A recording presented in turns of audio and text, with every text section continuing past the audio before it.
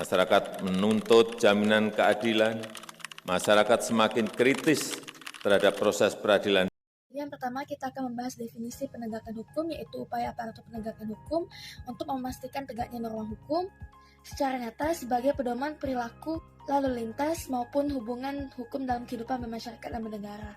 Penegakan hukum ini sangat penting untuk mewujudkan tegaknya supremasi hukum, tegaknya keadilan sebagai tujuan utama hukum, dan mewujudkan perdamaian dalam kehidupan di masyarakat. Namun, keberhasilan ini bergantung pada berbagai faktor seperti faktor hukum, faktor penegakan, saran atau fasilitas pendukung, masyarakat, dan kebudayaan. Lembaga penegak hukum adalah lembaga penegak keadilan di dalam masyarakat. Nah, apa saja lembaga penegak hukum yang ada di Indonesia? Yang pertama, kepolisian.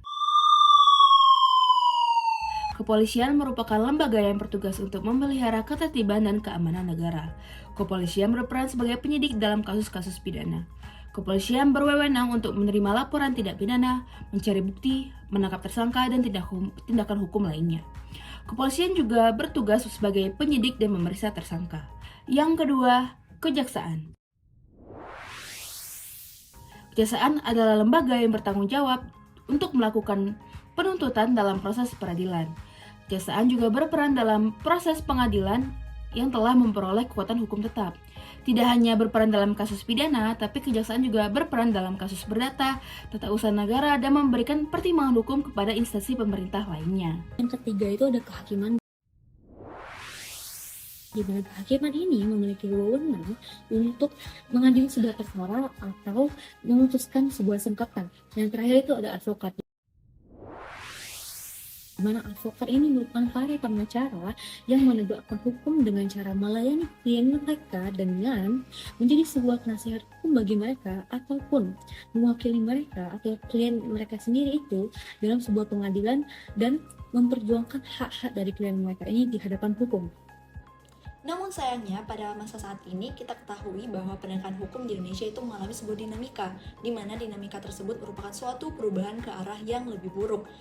Nah, ini bisa kita lihat dari pepatah yang mengatakan bahwa hukum itu tidak pandang bulu. Namun di era saat ini hukum itu justru pandang bulu dan bisa juga hukum itu dapat dibeli. Nah, seperti contohnya adalah hukum itu sekarang itu tajam ke bawah dan tumpul ke atas. Dimana untuk orang-orang yang memiliki privilege seperti memiliki jabatan, memiliki finansial yang sangat cukup, mereka akan mendapatkan lebih keamanan dalam segi penegakan hukum dibanding orang-orang yang stratanya ke bawah, sehingga kita bisa lihat bahwa hukum itu ternyata dapat dibeli, hukum itu dapat dimanipulasi dan kurang tegasnya dari penegakan hukum itu sendiri. Maka dari itu pada masa saat ini mengalami dinamika penegakan hukum itu ke arah yang lebih buruk, salah satunya diakibatkan oleh kurang tegasnya aparat penegak hukum itu sendiri untuk menegakkan hukum. Faktor-faktor masalah dinamika penegakan hukum di Indonesia.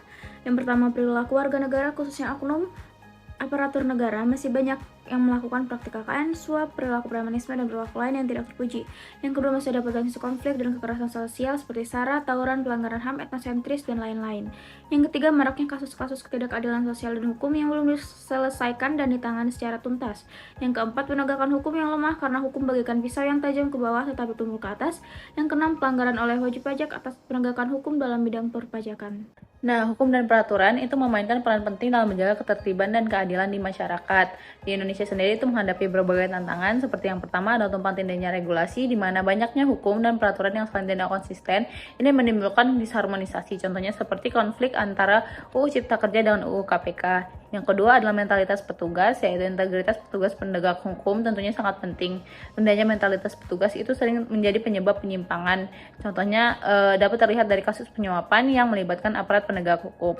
Yang ketiga, fasilitas yang tidak memadai dan merata. Fasilitas ini tentunya sangat penting ya untuk penegakan hukum yang efektif. Namun di beberapa kantor polisi di daerah terpencil seringkali terjadi kekurangan fasilitas dasar seperti kendaraan operasional dan peralatan komunikasi yang memadai. Yang terakhir adalah kesadaran hukum, kepatuhan hukum, dan perilaku masyarakat yang dipengaruhi oleh pengetahuan sejarah dan perjalanan kemerdekaan Indonesia. Contohnya dapat dilihat dari banyaknya pelanggaran lalu lintas. Berdasarkan pembahasan tadi, kita bisa mengetahui betapa pentingnya dinamika penegakan hukum di Indonesia melalui definisinya, macam-macam lembaga yang berperan, faktor penegakan hukum, serta tantangan yang hadir dalam menegakkan hukum. Sehingga harapannya, hukum di Indonesia dapat ditegakkan secara adil.